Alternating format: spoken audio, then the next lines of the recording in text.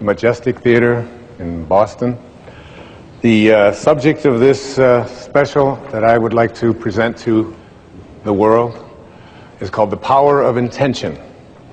The word intention, usually when we use this word, it has sort of a connotation meaning nobody's going to get in the way. I intend for something to happen. I'm going to make this work no matter what. Regardless of whatever opposition I encounter, I intend to make it happen. It's like being a pit bull who's got a hold of a tire. Have you ever seen that? And they're just not going to let go. I'm going to have this pit bull attitude that I'm going to make something happen.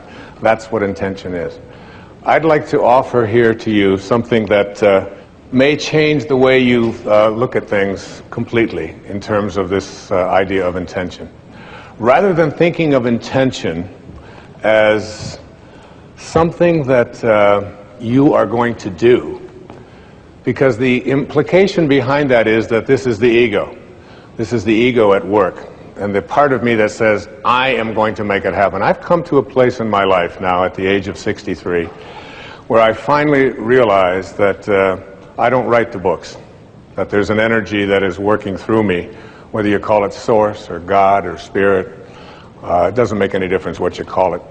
But this energy that is working builds all the bridges and writes all the books and delivers all the speeches. When I was standing back there waiting for the introduction to come out and to begin this program, the words were running through my mind from something I read years ago in A Course in Miracles. It said, if you knew who walked beside you at all times on this path that you have chosen, you could never experience fear or doubt again. If you had this knowing that there was a source, that there was something that was available to you that is responsible for all of it. And in the writing of The Power of Intention, I remember sitting down to start this book on a specific day, happened to have been Pearl Harbor Day, December the 7th.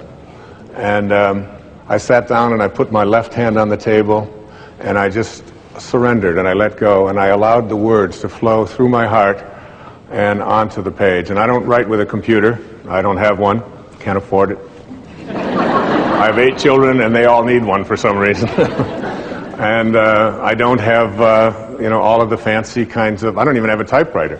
I just allow the words to come through me onto the page. And as I was sitting there and allowing this to happen, I began to realize that there was something greater going on here. And as the days went by, and as I wrote each day, getting up early in the morning, and I did this years and years ago when I first started speaking. I used to speak with notes and have everything all very carefully written out and so on. And there came a time when I could no longer do that. I just had to speak from my heart, which is exactly what I'm doing here with you today in this program. And when you surrender to this, when you begin to allow this force in the universe to work through you, you begin to realize that everything that shows up here in this world shows up from a source, from a place, from an energy, from a field, whatever you want to call it, and that we and these sort of piddly little egos of ours that believe that we're so important, and whether I get it done right or whether I don't, or whether I get it done on time or whether he does it or she does it or whatever, all of these details become almost something that occupy too much of the energy of our lives. And when you learn to surrender and to let go and to realize that intention isn't necessarily something that I do, but something that I connect to. And I'd like to share with you here at the opening a couple of observations, a couple of quotes that I came across as I was preparing to write this book. The first of these quotes is from a person who's been a very powerful and important influence in my life. His name was Carlos Castaneda. And Castaneda, particularly in his later books, in his book The Fire from Within and The Power of Silence and The Active Side of Infinity, he spoke about intention not as something that we do, but as something that we connect to. I included this particular observation of Castaneda's in the writing of The Power of Intention because it was this particular quote that really inspired me to write this book and to produce this program and to be here with you today. And as like everything else in my life, I almost feel as if I'm no longer the one in charge.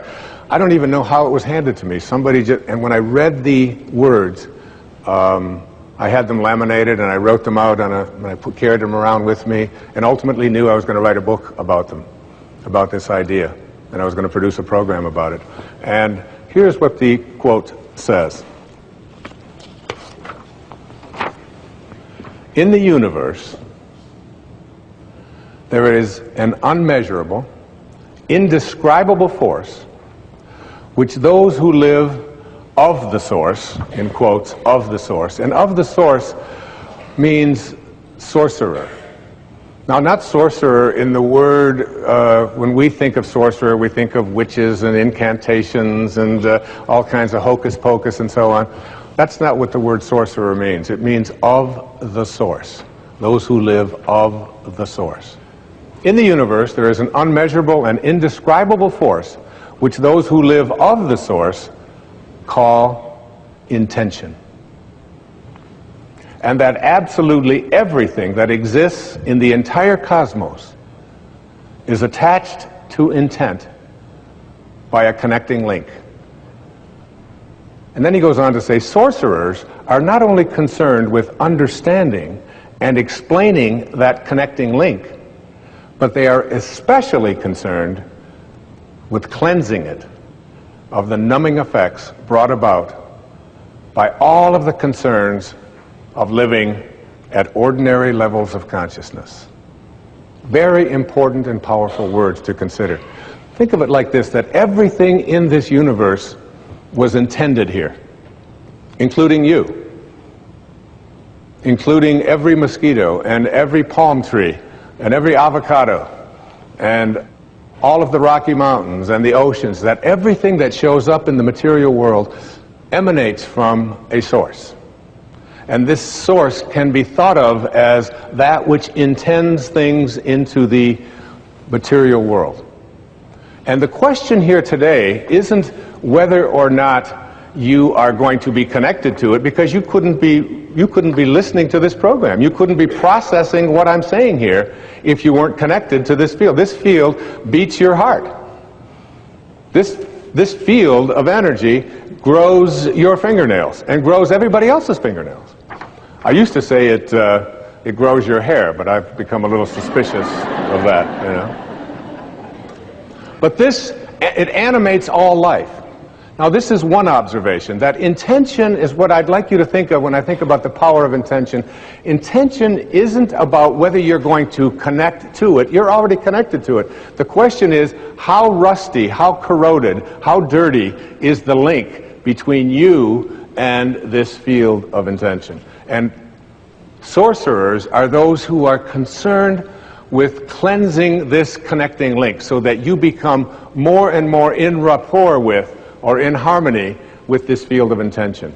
And the more you're in harmony with this field of intention, the more you are able to do all that this field of intention is able to do.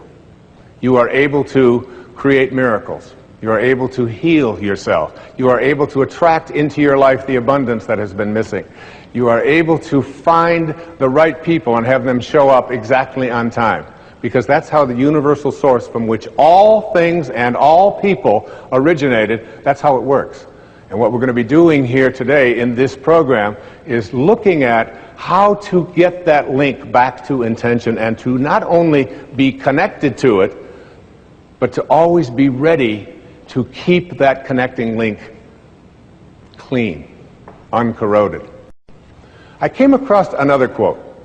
Now, Castaneda is considered by many to be a metaphysician, if you will, an anthropologist who got into the world of sorcery and higher consciousness through what we call like spiritual literature and so on. There's another man whose observations I came across that I want to share with you. And his name is Max Planck. Now, you may be saying, who is Max Planck? Max Planck was given the Nobel Prize in Physics many years ago in Stockholm for his work on the atom. He, along with Einstein, was considered to be one of the greatest scientific minds on the planet. Now, these are the people who need hardcore data. They don't want to hear about hocus pocus and sorcerers and connecting to intention and all of these kind of things. It has to be something they can measure, they can see. These are the people who are what we call operating out of the left brain. And that is not in any way a criticism. It's something that allows us to make great scientific explorations and advances, of course, as people. And the study of the atom is something that can be used not only to make atomic bombs, but it can also be used to power all of the needs that we have on the planet for energy if it were put into the proper context.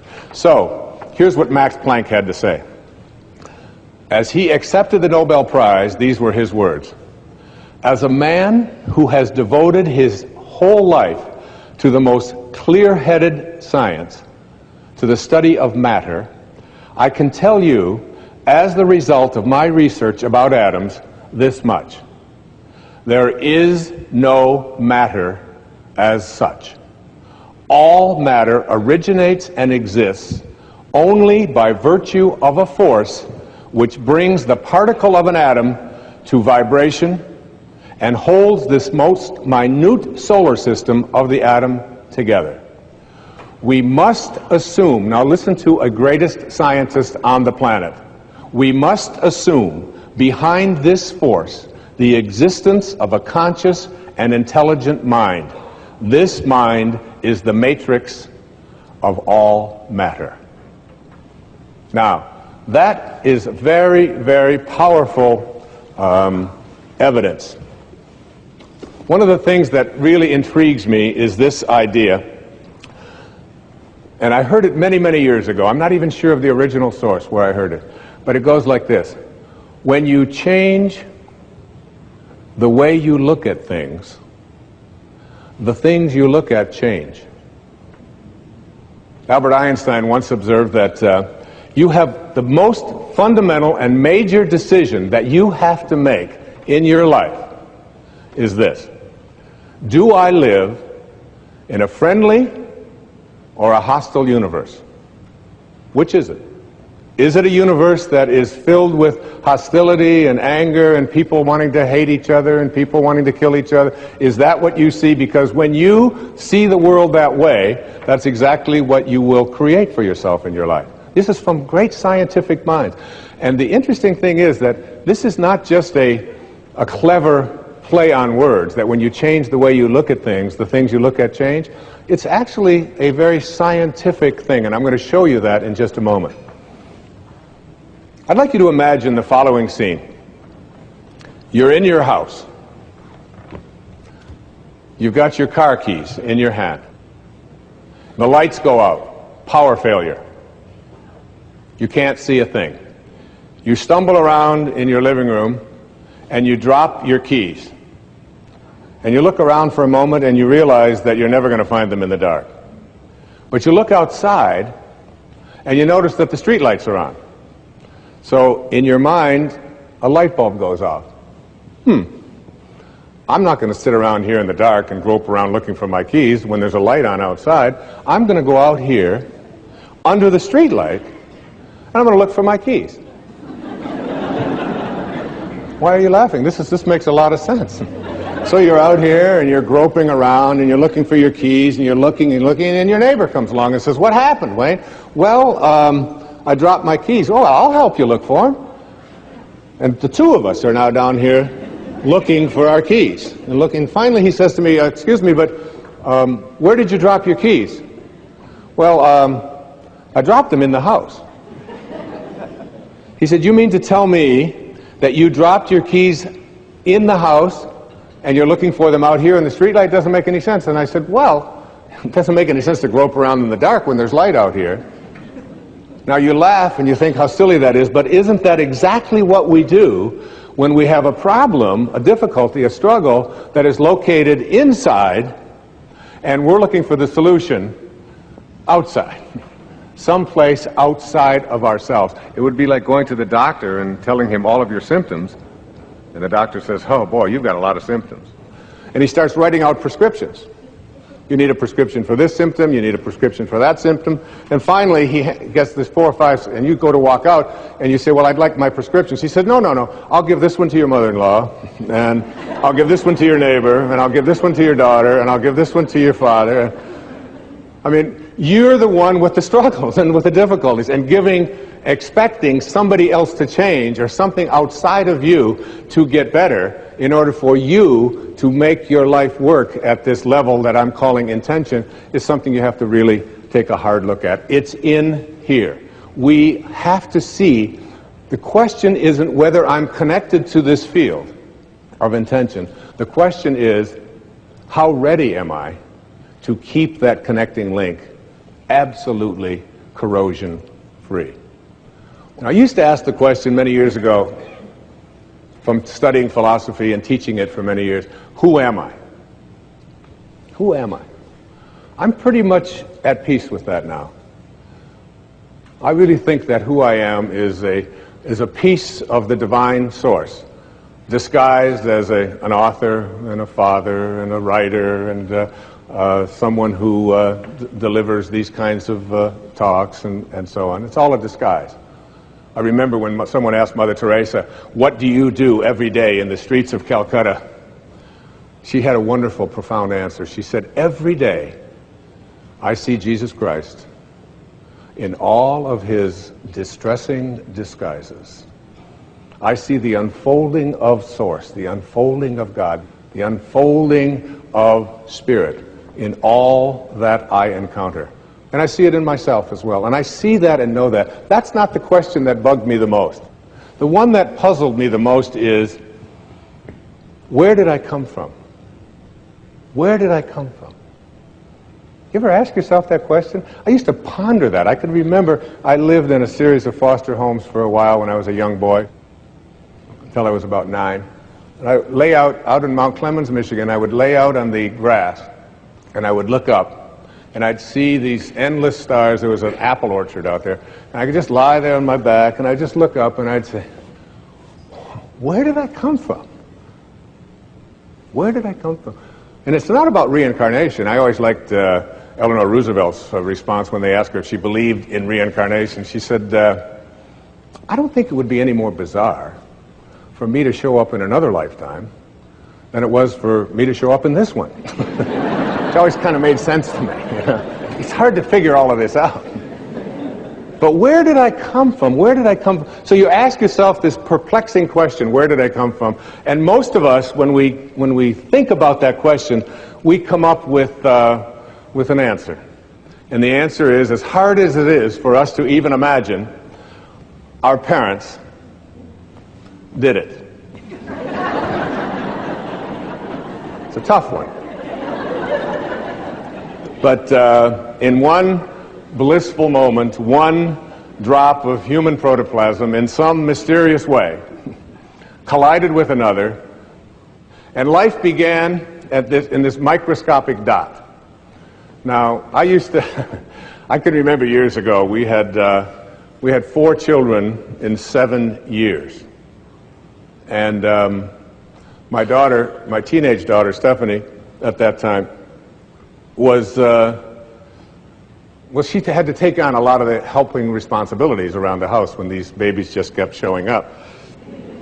And we found out that we were going to have another child. Another mysterious thing happened, and another child was on its way. And my wife and I flipped a coin to decide who would tell Stephanie. And I lost. So I cornered her one day when she was in a really good mood, and I said, honey, you're not going to believe this, but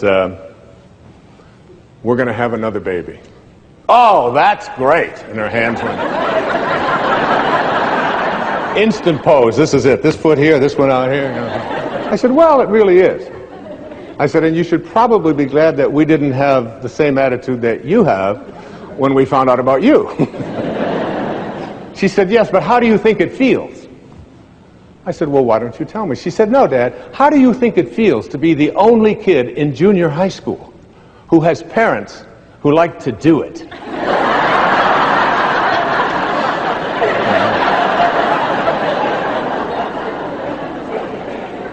And I said, Steph, I know this is going to be hard for you to accept, but Grandma and Grandpa do it. That is just sick. That's all I do. And off, just storming out of there. Huh? So when we think about where we come from, that sort of is the place that we get to in our hearts. But just go back to that moment for a second and understand that, remember what I said earlier, when you change the way you look at things, the things you look at change. Just keep that idea in mind. Because if you go back to the time of your absolute beginning into the material world, you know that there was a microscopic dot. And this microscopic dot included everything that you needed for this physical journey. And you can't even see it with a microscope. It's just too mysterious and too mystical to even contemplate, isn't it? That something as tiny as you could get 1,000,000 of them on the head of a pin contains everything that you needed for this physical journey. Everything. Your birth was in there. The shape of your eye is in there. Your height is in there. The color of your skin is in there. I hold a hair up on the pillow and say, and I've had this experience several million times. What held it in yesterday? And you must ask that question, like, what held them up yesterday, don't you? Or why was it black yesterday and it's gray today? Where did that one come from, or whatever? And all of these changes are in this microscopic dot. So what I'd like to do just for a few seconds here is to go back to take the microscopic dot that is your beginnings, in which there's a future pole that is created, every face and every body and everything in here, and everyone out there watching today, in that one instant miraculous moment, everything that you needed for this physical journey was in there. Too hard to comprehend, you just accept it. So now we take the dot, and we look at the dot and we say, let's find the origin of the dot that began me. And you put it under a microscope, and you turn up the magnification, and what you see as you turn up this magnification is you see molecules. And inside of those molecules are mostly particles, and these particles are all flitting about, and there's mostly just empty spaces in there. And you take one of these particles out, and we call them atoms. And you put this atom, looking for your source, looking for where you began, and you put it under another atomic microscope, turn up the magnification even stronger, and what do you discover as you turn up the magnification? You discover that it's just more empty spaces and more particles with new names. Protons, electrons, neutrons, croutons, whatever you want to call them, right? We memorized them in junior high school, right? So you take one of these electrons, and you're just looking for your source. Where did I come from? You turn up the magnification on this electron microscope, and what do you see? More spaces and more particles, all flitting about, a dance, this huge dance. And you take one of those and you turn up the magnification, and what you have are new particles with new names called quarks. We're now looking at quantum physics, the study of the behavior of matter at the tiniest levels, and we're just looking for our source. So finally we take one of those quarks, and these quarks are really weird. My friend Deepak Chopra has often said to me, Wayne, he said, quantum physics is not only stranger than you think it is, it's stranger than you can think. Because you take a tiny little subatomic particle and observe it, and the fact is that the nature of your observing changes what you're observing. If you look at it in a certain way, it becomes one thing. If you turn away, it becomes something else. It's truly a scientific fact that when you change the way you look at things, the things you look at change. And now you take this tiny little subatomic particle, and you take it and you put it in a particle accelerator, and you rev up the speed of these things and collide them at 250,000 miles per hour. You collide them, you open up the particle accelerator looking for your source, and guess what's in there? Nothing. No thing. that the dot that began you originated from a field of energy that has no boundaries, no beginnings, no ends. It's infinite. It's an infinite potential. And the question that I have for you is, if you can get this, that you didn't begin with that particle because particles themselves do not create more particles. St. Paul put it this way in the New Testament, that which is seen hath not come from that which doth appear. They talked a little strange in those days, right? What that means is that everything that we see in the material world doesn't originate in the material world. It's the spirit that gives life. The flesh counts for nothing. If the shape of your eye can be in an energy field that has no boundaries, no form, no materialness to it, why not the shape of your life? Why not everything that you are destined to become? Why can't that be a part of this energy field as well? That you showed up here from a field that I call intention. And that beautiful globe that is here to my left, to your right, is what I am going to call, for the rest of this program, I am going to call this the source from which we all originated. That every particle that shows up on this planet, and that's what Max Planck said, and that's what Carlos Castaneda said, and that's what every metaphysician said, that's what all of the great spiritual teachings on this planet say, that our source is spirit. It is something other than the physical. And if you had a set of magical binoculars, and you could look at that field, what I'm going to describe in this program is what that field would look like. And my suggestion to you here is this, that you are going to, if you want to understand intention and the power of intention, it means suspending your ego, the part of you that believes that you are separate from this source, because that's where all of our problems originated, all of our struggles, even our illnesses. This is a source of well-being.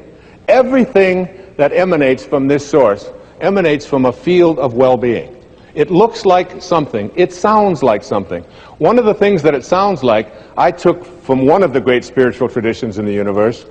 It's from the Bhagavad Gita, what is called the Hindu holy book, the Song of the Lord. But you can look in any spiritual tradition, whether it's Christianity, whether it's Judaism, whether it's Zoroastrianism or whatever, and basically they all say the same thing. If this source that we call God or soul or spirit, if it could speak, this is what it would sound like. And then later on, I'm going to talk to you about what it looks like. What does it look like? I am the source of all material and spiritual worlds. Everything emanates from me. That's what it sounds like. Everything emanates from me. So that means you. And that's why the words, with God all things are possible, means that when you find in your heart a way to reconnect to this, and remember what I talked about in those opening quotes, that this field of intention is a field that is only corroded because we take on something that separates us from the source. And that is called the ego.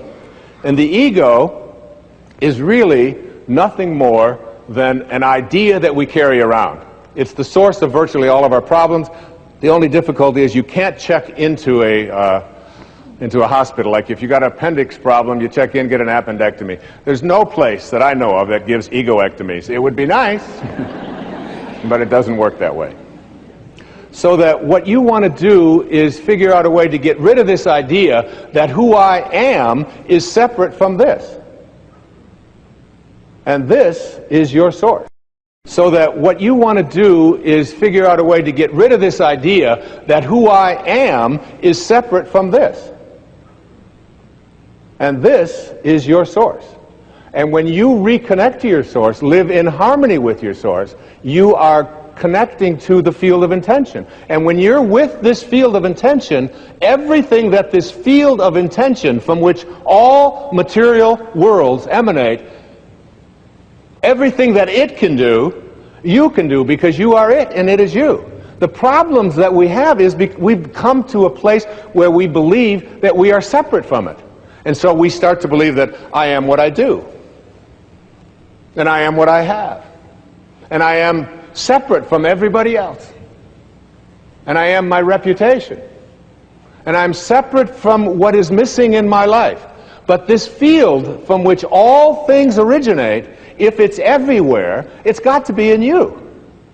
And if it's everywhere and it has to be in you, it has to also be in everything that you perceive to be missing from your life. It has to be in that too, because there's no place that it's not.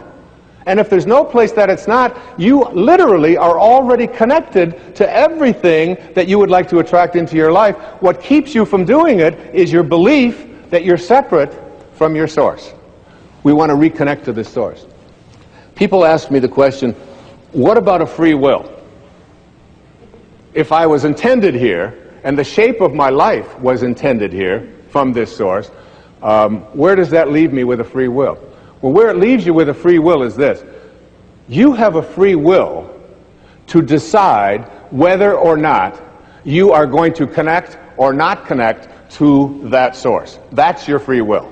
If you make a choice, a conscious choice, to stay disconnected from it and believe that you are all of these things that I just illustrated in the ego, this field of intention doesn't know anything about non-well-being. It creates from a source of well-being. It doesn't know anything about fear, about anxiety, about worry. It just is in a constant state of creating. There's a quotation that goes like this: self-realization, which is really reconnecting to your source. Self-realization means that we have been consciously connected with our source of being. We are reconnected to this source, which I'm going to describe in detail in this program, what I believe the faces of intention look like. Once we have made this connection, then absolutely nothing can go wrong. That's from Swami Paramananda. Nothing can go wrong when you reconnect to source.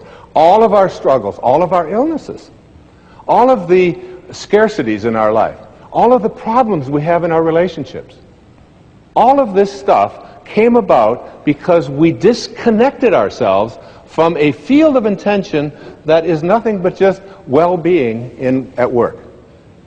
It only wants you to be in a state of happiness.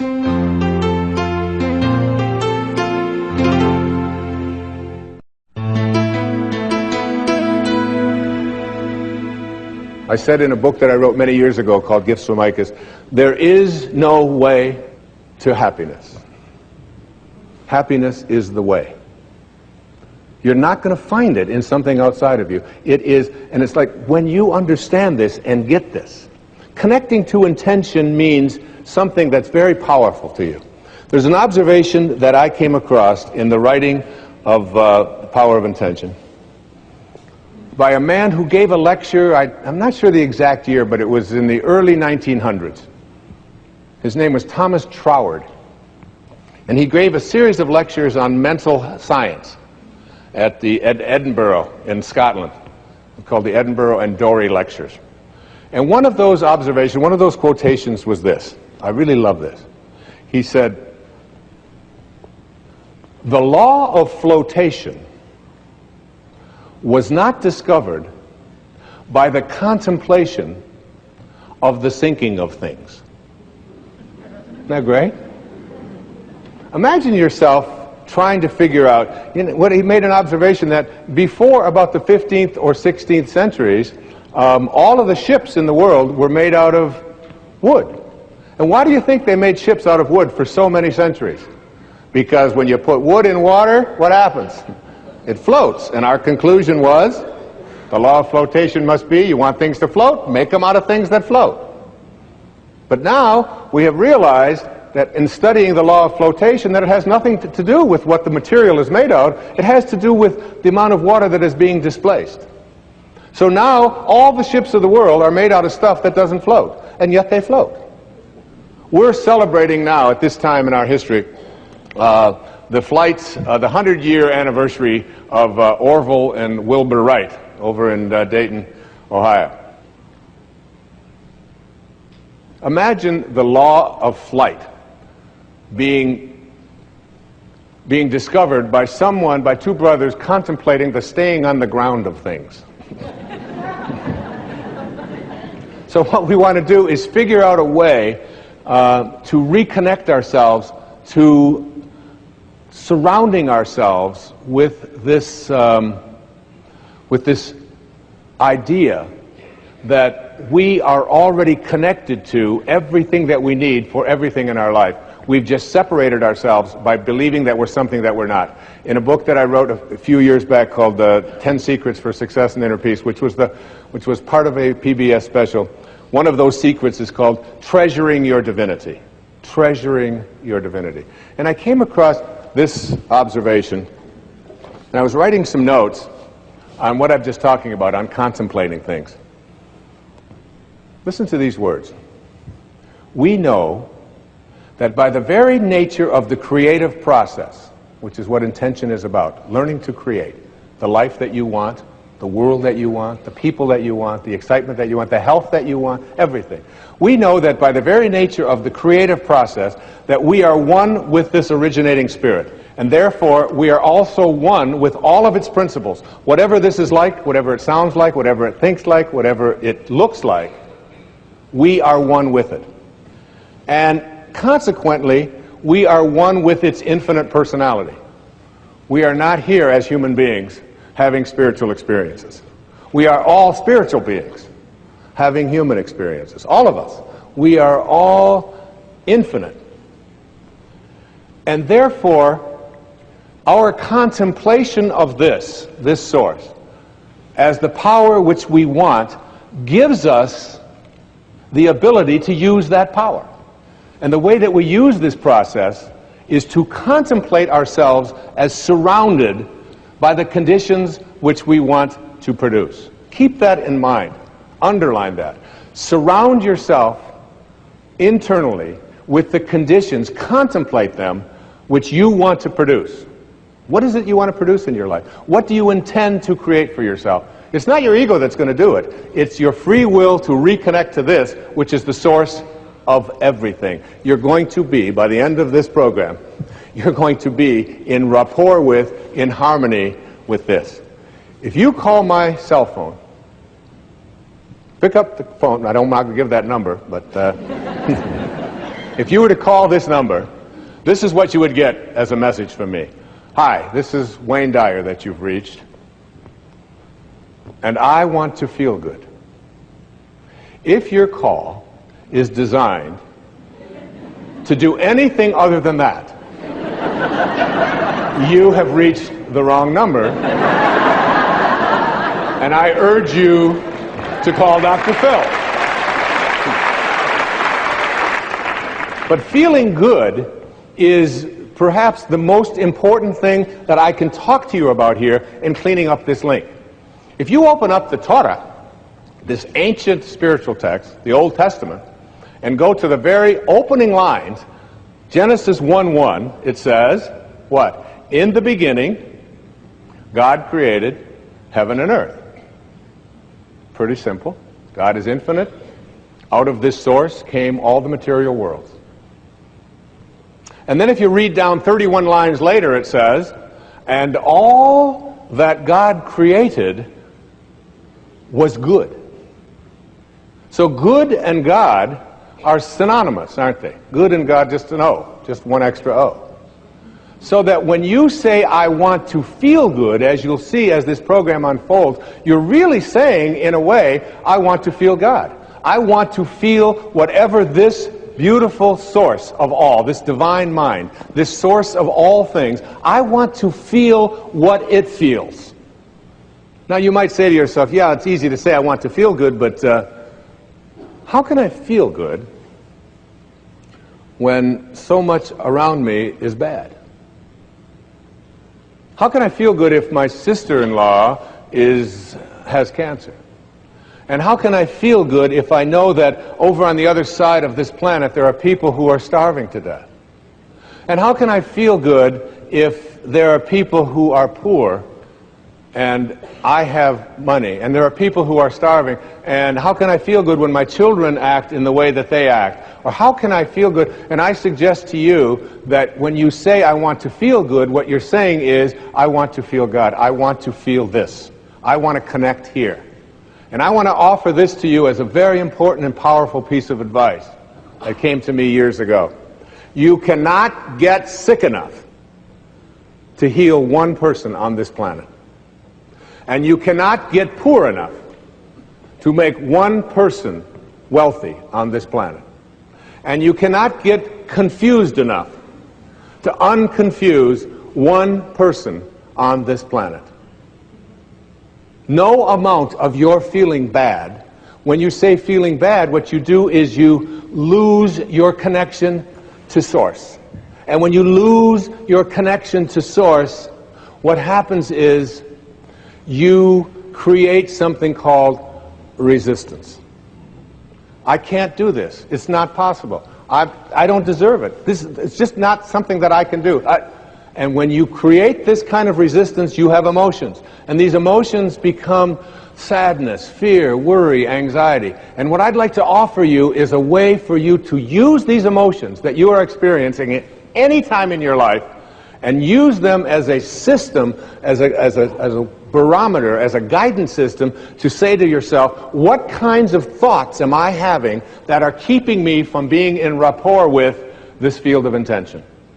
And at any moment that you're not feeling good, you are attracting exactly the opposite of what it is that you would like to attract into your life. You are using this as a way to keep yourself from feeling God or feeling good. If you are listening to the news, and the news is filled with all of the reasons why you should be depressed, and it's not an accident that then they are sponsored by all of the reasons why you should take these narcotics or these pills or whatever it is in order to get over. So here's some depression, and wait a minute, we'll be right back. Here's a way out of it, okay? I saw a commercial the other day. I don't even know what it was for. Some guy gets up in the morning, and he's going out to get clams. And he's going out clamming in the morning, and he's successful at getting the clams. He walks off, and he's got his clams.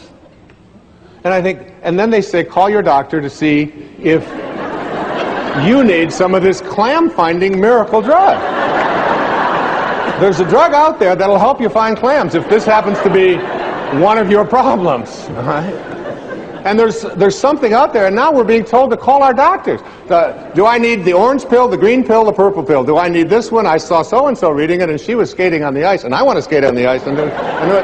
And it's like it's an endless progression of this. It's one of the reasons that I put so much of my energy into public television. Because when I watch the evening news, when I watch Jim Lehrer on the evening news on PBS, which is the only news that I watch, I don't get bombarded with all of the reasons why. And I also get sort of either side of this thing. I don't just get a one-sided view of it. And it's like it's an energy system. I'd like to say to you here that my idea about connecting to intention has certain obstacles to getting there. And I just want to very briefly go through what those obstacles are and then move into what it is that you need to do to understand what this field looks like and what you can do to stay connected to it. Keeping in mind these words, I want to feel good. Beautiful daughter who will be singing in a little while, Sky, she was working on a music project. And she had come to me and she said, when she was going to school at the University of Miami, and she said, Dad, would you mind if I dropped out of school?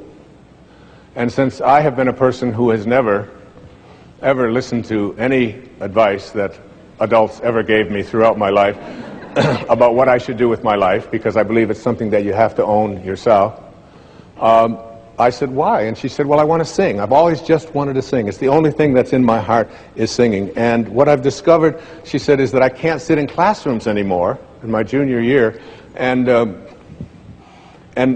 be told how to sing by people who are not singing. And she said, I also don't want to study theory any longer. I want to sing. I just feel it in my heart. I said, that's great. I said, I'd like to take you with me when I talk all over the country, all over the world. And I'd like you to sing for me because I'm always so proud to have her on stage with me, as you'll see why shortly. And I said to her, I said, honey, but what you've got to do is perhaps put together a project, perhaps put together a CD, get some way that you can come out and sing at the talks and include on this some of the music that is relevant to what I speak about. And she said, okay. And I was over on Maui and I was writing. And she called me, she said, Dad, the problem is that the musicians that I need to be able to do this are not available. And you can't get them. And I said, Sky, you've got to contemplate yourself as surrounded by the conditions which you wish to produce. Don't think about the musicians as not being available. Contemplate yourself surrounded by the musicians, and you'll see that when you reconnect to this source will provide. It always does. It's an unfailing system. It's fail-safe. She said, all right, Dad the dork, you know. She called me back the next day. She said, you're not going to believe this, Dad. I did what you said last night, and all the musicians are available. I just can't believe it. She said they called the ones that I wanted, especially they had a cancellation on something. She said the only problem is that the studios that I need in order to be able to record it are unavailable. There's no studios available in any place in South Florida, and I want to get this in, and I had given her a deadline of like 4 days to get this done, an entire CD. So she called me back and she said, how do I get a studio? I said, Sky, contemplate yourself as surrounded by the conditions which you wish to produce. The law of flotation was not discovered. All right, I got it with the flotation, okay? She called me back the next morning. She said, Dad, it's a miracle. She said the studios had a cancellation, and the studio that I really need and the musicians, they're all available. I can put the whole thing together. It's so exciting. This stuff really works. I said, of course it does. She said the only problem is that it costs quite a bit of money to pay these musicians and to have the studio time. I said, Sky, honey, you've got to contemplate yourself as surrounded by the conditions which you want to produce. She said, that's why I'm calling you.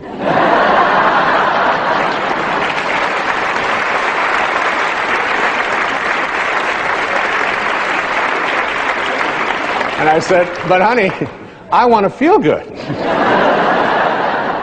She said, maybe you should call Dr. Phil. She said, and this will make you feel good because you will be contemplating yourself as surrounded by a daughter who is so... She used it all right back on me. And she did it, and she got it done, and she was able to produce it. And, you know, it sounds like a silly little example, but it's like the obstacles that we have to creating what we want very often are in the ways that we perceive ourselves as disconnected here. And every thought that you have that says, I can't do it, is resistance to connecting to Source. And every thought that you have that says, it's never worked before, that's resistance to connecting to this Source, to what is being, what I call vibrating to Source energy, getting back to having your desires, what you want to create in vibrational harmony with this highest energy in the universe. The obstacles that we have, most of us are, there's three of them. The major one is the ego, which I talked about earlier. You have to learn to stop being offended. There are people out there who are going through life looking for occasions to be offended, and you very seldom will find yourself disappointed. And if you don't like the way somebody's dressed, that's a way to be offended. If you don't like the language that they use, one of the things I do is I run in hallways when I'm traveling on the road, because I like to do my running every day, but I don't like to, if it's very cold or very hot, I don't like to have to carry a lot. So I just carry a pair of shorts, and I run up and down the hallway like this. I run here, and I run up and down, and I get an hour of running out there in the hallways of hotels. Now, there are people behind the doors very often who don't anticipate a sweaty man in running on the hallway. And there are times when the doors will open and I'll be running and I'll hear someone walk by. What is that guy doing? What's wrong with him? Doesn't he know that there's a track? This isn't the place. And he's using my experience out here as a reason to be offended. And he's still on the way down. He's yelling at his wife about the fact that I shouldn't be there. Oftentimes goes home, kicks the cat, whatever it is, because... But one day I was running, and there's a different view of it as well. It's very interesting. Because I was running in the hallway one time, and the door opened, and a woman had to be 92, 93 years old. It was in Little Rock, Arkansas. And she opened up the door, and I was running right past her. She had a little walker. She said, "Young man, I immediately loved this lady. Huh? She said, "What the hell are you doing?" I said, "Well, ma'am," I said, and I stopped. I was running in place. I said, "I just like to get my heart rate going up there. It's really good. And I didn't want to go outside because it's very hot out there today."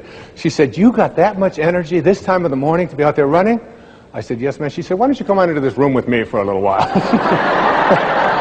Now, there's a woman who had a great sense of humor. With the same, she wasn't looking for an occasion to be offended. How many times do you find yourself doing that? Or stopping yourself from feeling superior, or from needing to be right, or from needing to win, or from needing more, or to achieve, or to be concerned with your reputation. All of these have nothing to do with source energy. All of that has to do with this identity that you've taken on that says, "I am all of these accomplishments are what I do." That's one. The second of these obstacles is what I call the energy of your life. Everything in the universe has energy. Everything. That's why I promote a book so powerfully called Power versus Force by David Hawkins, a medical doctor out in Sedona, Arizona, where he talks about the thoughts that we have and how you can use kinesthesiology. You can just use muscle tests to determine whether something works or doesn't work for you, and whether it's strong or not. And every thought that you have, and he has compartmentalized all of these different thoughts. And it's like he even suggested that the music that we listen to has energy in it. The photographs that we have hanging in our home, the prayers that we have, and the television shows that we watch. There is very low energy out there. The average child in America has already seen 12,000 murders, simulated murders, in his living room on cable and commercial television before his 14th birthday. Imagine. 12,000 simulated murders. You never see that on public television. That's why I'm here doing this for public television. Because it's a place where you are not allowed to send that kind of energy out. So my son, I was over on Maui, and we were there for the summer, and all of a sudden I hear this crazy music playing throughout the whole place. And it's some kind of gangster thing and wanting to kill people and loud swearing and all of this. I said, "Sands, what is this? What are you listening to?" He said, "Dad, it's really cool, man. This is rap. This is really, it's like 16, I said, "Go get the CD." And this is something that I read in Power versus Force. He said, "What do you mean?" I said, "Go get the CD." Now, he's a big, strong, 16-year-old strapping kid, 6 foot tall, very muscular, a lot of testosterone. And so he brings the CD and he said, "What do you want me to do with this?" I said, "Well, set it on the table and take that banana." And I had some bananas there. I said, "Take that organic banana, place it next to your heart, put your arm out, and what I'd like you to do is resist me as hard as you can with that banana next to your heart." And he did, and I put 2 fingers on, I couldn't budge his arm. I said, "Now take that CD and put that next to your heart." He took the CD with the energy in it. As hard as this is to imagine for yourself, you can try this in your own work. And he held that next to him, and he became powerless to my 2 fingers pushing down on his arm. The energy weakened him. The energy of the foods that we eat, the shows that we watch, the people that we surround ourselves with. Even most of you know that I'm a camel. And a camel is an animal that starts out every morning on his knees, and he goes to bed every night on his knees, and he can go 24 hours without a drink. And that's something that I do every day. I go 24 hours without a drink. And it isn't because I labeled myself as an alcoholic or anything like that. I was told by a very powerful and important teacher that if you want to reach the levels that I would like you to be able to understand, where you can literally do a somersault into the inconceivable and see yourself as capable of attracting and healing and being able to create abundance, if you want to be able to be all that you can be, he said, you've got to stop putting substances into your body that are deteriorating the body and deleterious to the health of your body. And he said alcohol just happens to be one of those things. So I don't take a particular moral position on it. I did it because I didn't want that energy into my life.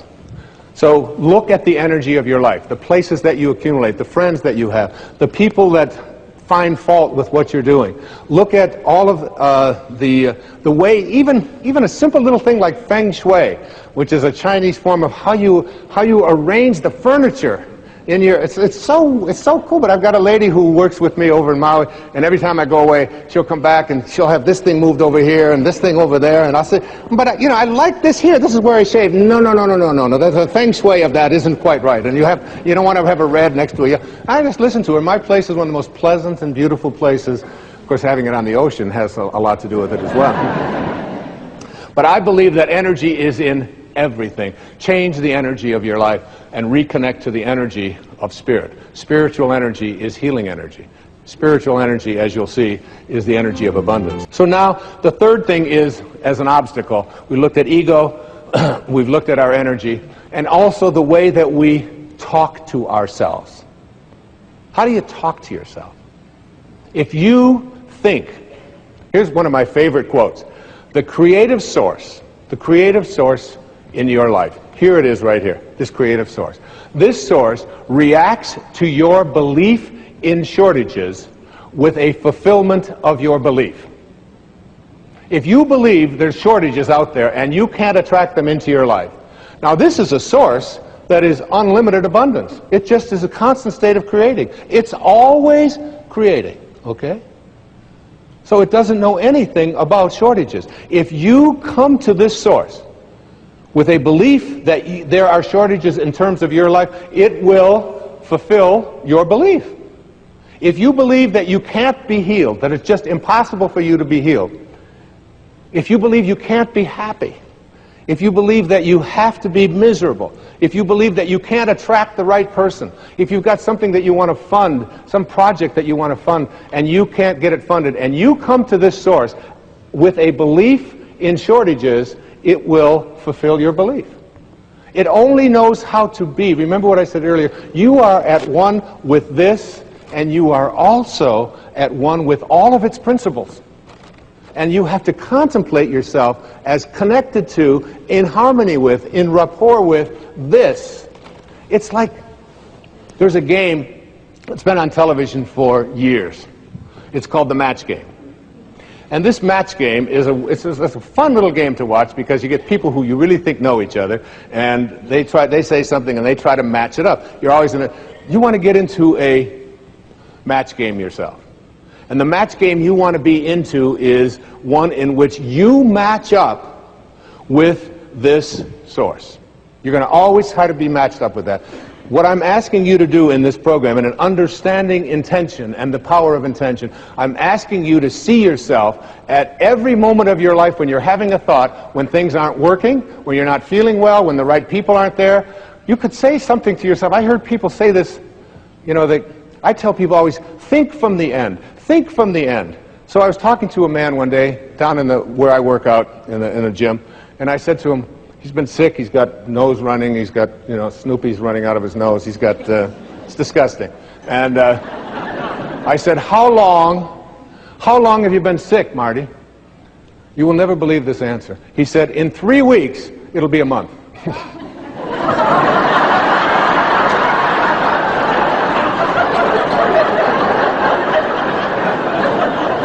What kind of thinking is that?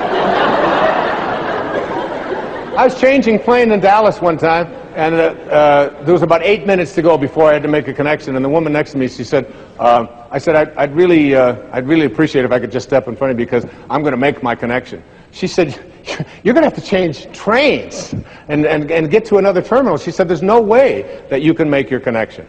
She's still in Dallas. I think from the end. I see myself as already connected to that which I want to attract into my life. And if it doesn't work out for some reason, I don't use blame, I don't get anger, I just simply say to myself, this is the way it is supposed to be. And I'm at peace with it.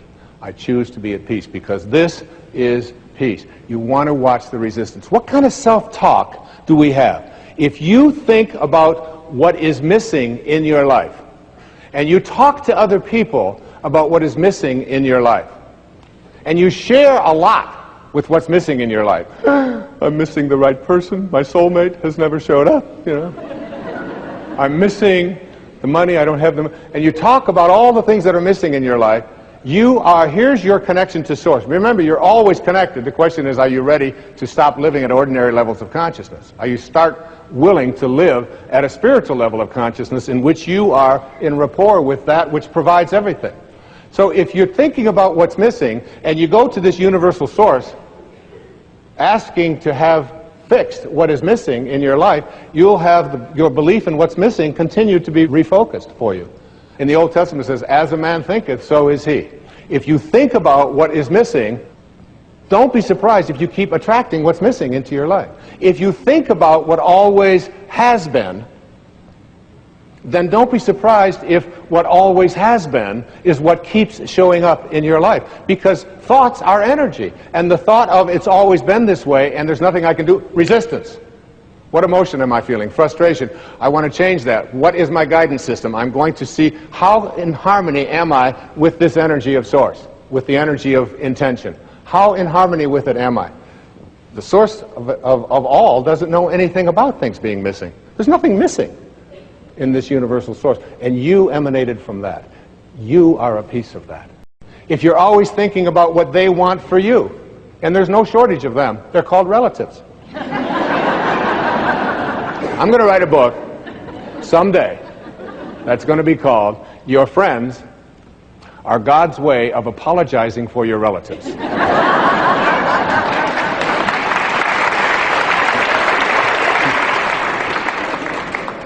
Why? Because, by the way, I gave this same talk to your relatives and they applauded even louder. Okay? Because a friend is someone before whom you can think aloud. A friend is not someone who makes demands on you and tells you what you should be doing or what you shouldn't be doing. There are very often, because we believe that we're related to people, we have talk, and then what happens with us is that we start talking to other people about what they want for us. And we despise what they want for us. We get angry at them for even wanting that for us, and then we get surprised when what they want for us keeps showing up. See, self-actualizing people, Abraham Maslow once said, the difference between self-actualizing people, the highest functioning people, and everybody else is that self-actualizing people must be what they can be. Self-actualizing people must be what they can be. What can you be? What can you be? And I'd like to suggest to you that if you look, I'm going to take a pair of magical binoculars now. And I'm going to take these binoculars, and I'm just going to assume that I am now looking through these magical binoculars at my Source, where I came from. The question I asked at the very beginning, where did I come from? The answer to that is, I came from a field of energy, and a particle was formed out of that field that became everything I needed for this physical journey. My birth and my death were all in there. My height, the color of my skin, the hair falling out, all of the things that are taking place in this physical body were all handled there. But they were also handled before that Source hit the world of material. And when I shift and understand that what I came from, what I'm looking for here, I'm looking to see, what does it look like? What does this look like? I call these, in the book, in The Power of Intention, I call them the faces of intention. The 7 faces of intention. And any time in your life when you are not in harmony with these 7 faces, you are stopping the miraculousness, the miracle, the mystical mystery that you are, that not only decided the shape of your eye before it became a particle, but decided the shape of your life as well. You came here from a field of energy that has no limits. The first of these 7 faces is called the face of creativity, or creation. And I suggest to you that there's an intention, and intention is one of the chapters here. It is my intention to live my life on purpose. Here is the Source. So beautiful. This is where I emanated from. And this Source is always creating. And you, as a being who has emanated from that but has taken on an ego has what I call summoning power or pulling power. You can pull from this source and be what it is, or you can have resistance to it. How much summoning power do you have? How much of this source are you able to summon? When you are on purpose and creating in your life, one of the great teachers in my life was a man named Patanjali. And he had an observation about being in spirit. The word in spirit creates a word called inspire. And Patanjali put it this way. He said, when you are inspired, in spirit, when you are inspired by some great purpose, some extraordinary project, all of your thoughts break their bonds. Your mind transcends limitations. Your consciousness expands in every direction, and you find yourself in a new and a great and a wonderful world. And then he said something so powerful. He said, dormant forces, like forces that you didn't think were accessible to you, dormant forces, faculties, and talents come alive. And you discover yourself to be a greater person by far than you ever dreamed yourself to be. Those words bring tears to my eyes. They're so powerful. When you are inspired, when you are in spirit. When you're in spirit, you are creating. When you are creating, everything is working. My teacher in India one time, Nisargadatta Maharaj, said, when he was asked the question, there's wars going on in Pakistan, there's people having difficulties here, there's people dying, there's starvation. How can you say that I can heal myself, and how can you be at peace when you see all of this going around? And you know what he said to his devotee? He said, in my world, nothing ever goes wrong. What a powerful idea that is. You can't get sick enough to heal those people who are sick around you. You can't get poor enough to take care of the lack of abundance in so many people's life. The only thing you can do to help that, as I'll be talking about a little later, is to connect to this. 19 years old, I joined the Navy right after high school in 1958. And I was going overseas to connect to my ship after having gone to school. And I was standing at the dock boarding a ship called the USS Vega, which is a refrigerator ship, which was taking me across the Pacific Ocean in 29 days to meet the USS Ranger, an aircraft carrier, at that time the largest ship in the world, and I was assigned to it. And it was docked in a place called Yokosuka, Japan. And I took a boat, this refrigerator boat, over to Sasebo in southern Japan, got on a train, 19 years old, and was going to catch my boat 29 days later. 19-year-old kid. And as I got on the boat, never having been on such an adventure before, my Uncle Bill, who was a school teacher in Hayward, California, one of my heroes, one of the reasons why I'm here today is because of my Uncle Bill Volley, he handed me a book. And it was a collection of short stories by a man named Leo Tolstoy. He said to me, as he handed it to me, he said, read The Death of Ivan Ilyich by Leo Tolstoy. And The Death of Ivan Ilyich is a story of a man very quickly who was a judge in Moscow. And he went back and forth every day to work, and he hated his work, and he hated his life, and he hated his wife, and he hated everything about what he was doing. And he got to the end of his life, and he was lying on his deathbed, and he looked up at his wife, who was holding his hand, and he looked into her eyes. And I was 19 when I read this, and it still gives me gooseflesh. He said to her as he died, what if my whole life has been wrong? And I took out a pad of paper and I wrote down my first of my 10 secrets for success in interface. And I started a journal at that time, and it said, Dear Wayne, don't die with your music still in you. Don't die with your music still in you.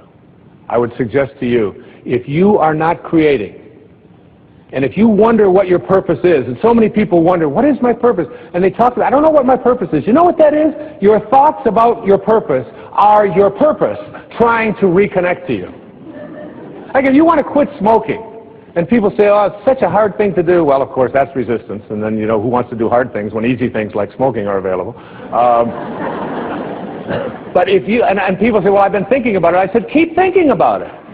Just keep thinking. You want to lose weight? Keep thinking about it. Put your attention on it. Surround yourself with those kind of thoughts, because the thinking about it process is a part of your connecting to it. Eventually, you will connect to it and you will begin to act upon what those thoughts are. But you got to start by thinking about it. And the ultimate purpose you can have in your life, I used to have a jacket that I hung on my closet door. And the jacket had all of the pockets ripped off.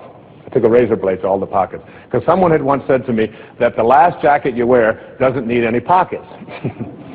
So, because you're not taking anything with you in your pockets, all right? So every time I'd walk into my closet and I'd look at this tattered jacket with no pockets in it, it was a reminder, you're going to have to wear a jacket someday that doesn't need any pockets, all right? And that so what do you do with your life? Your life is like a parenthesis in eternity. You show up from an infinite source, you materialize, you're a particle, everything you needed for this life is in it, and then you close parentheses. What can you do with your life? You can't take anything with you. You came from nowhere, N-O-W-H-E-R-E. You show up in now here, N-O-W-H-E-R-E. It's all the same, just a question of little spacing. And where do you think you're going? Back to, you're going nowhere. You're going nowhere. From nowhere to now here to nowhere, it's all the same. The only thing you can do with your life is give it away. When people say to me, what is it that I can do with my life? What is my purpose? My answer is always the same. Find a way to be of service. Find a way, whatever it is. It doesn't matter if you're serving ice cream cones in Alaska.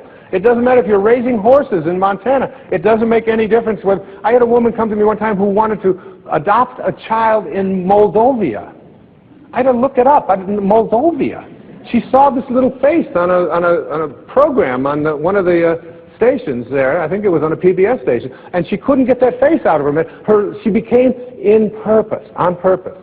She began to live her life on purpose. She went to Moldova and brought home her little son. And it's like, whatever it is, when you are of service, if you're giving your life away, and if you don't know how to do that, you suspend your ego. You understand that living on purpose means there's no accidents. That you're aligning yourself with purpose. You ignore other people when they tell you what you should be doing. That's what Ivan Illich didn't do. You just ignore it. You don't have to have a fight about it. You can say, thank you for sharing. I appreciate that. It's very helpful. I've never thought of that before. I'll consider that. That's how you handle all conflict. Can I join up with this source energy, or can't I? As soon as you start striking out, you're off of purpose. You have to contemplate yourself surrounded by the conditions you want to produce. That's the first phase of intention. Phase of intention is one of my absolute favorites. I call it the face of kindness. It is my intention to be at peace with everyone in my life, including all of my relatives. That's my intention. I insist that I will be at that place in my life. And so how do you do that? You have to, again, look at the resistance, look at the thoughts, and suggest to yourself, I am going to be kindness. Yesterday, we went to a movie. I came home from the movie, and there was a man on the street in Boston who was homeless. And he was mentally challenged, obviously. And he had a little cup, and he asked for some change. And I lent blessing to these people. And then I was walking, I kept thinking, you're giving a talk tomorrow about kindness. And I went back, and I had about $4 worth of change in my pocket, and I had to chase him. He went downstairs someplace, and he was dirty, and he was, and he couldn't speak right. And I took this change, and I just took his cup and I put it. And you'd have thought that I had given this man, $1 million. I mean, he followed me. He couldn't stop thanking me. Tears were coming down. It's a simple little act of kindness. And I'm not suggesting to every single one of you that everybody who asks you for money, you are obliged to give them money. But can you give them a silent blessing? Can you give them a smile instead of using them as a reason to be upset? And you have to, folks, you got to do this with all of your relatives as well, particularly your own children and your own parents. You got to look at them and see every time that I have a thought that is not one of kindness, what I am doing is I am leaving the source and taking on ego consciousness. Here's a fascinating piece of research. You know what serotonin is? Serotonin is like this neurotransmitter, this ends in the body, in the brain. And the more of it that you have, the better you feel. It's the well-being feeling. And this well-being feeling is something that antidepressants are designed to stimulate.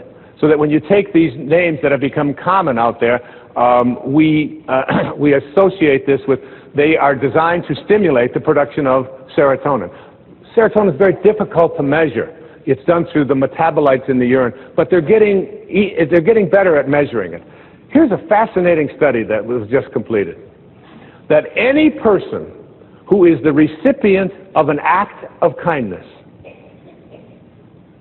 has their serotonin levels increased just because they received an act of kindness. And their immune system is strengthened because they received this dose of kindness.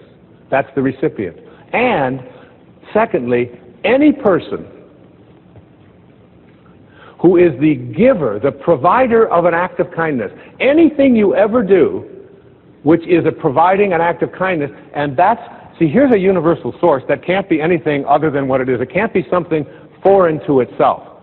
So it doesn't, it's always creating, are you? It is always creating what it creates, treating it with kindness. Here, this source can create worlds. It creates planets and systems. And whether you look through the microscope or whether you look through the telescope, it's impossible to say which has the grander view. It's impossible to say because they all lead to infinity. And this is a source that creates worlds. It creates you. It doesn't, why would it create? It can create anything. Why would it create stuff that it's not kindly toward, like avocados? No thanks. I don't want an avocado. Why would it do that? It doesn't have to. It can create anything, this source, from which all emanates. If you are the provider of an act of kindness towards anyone, but particularly towards the people that you're close to in your life, and particularly towards strangers with just a smile or an act of kindness, or, you know, I can afford a quarter, I can afford $1, I'm going to go back. And just, you know, and not making a big deal about it, the serotonin levels in you are increased to the same degree that they are in the receiver. And so is your immune system strengthened. You want to strengthen your immune system? Be kind. But even more dramatic than that, I get excited about this. Because this is what blows me away about it, is that the observer of an act of kindness, has their serotonin levels and their immune system strengthened just because they're in the energy field of someone who is displaying kindness. When you see someone being kind to another person, it's like a dose of an antidepressant. It's like a serotonin rush. Very often in my talks, I'll ask, who is the person out there in the audience who had someone buy your ticket because you couldn't afford it, and you couldn't afford to come here, and they paid your way to get here, and they just wanted you to be here because they felt it was so important that you be there?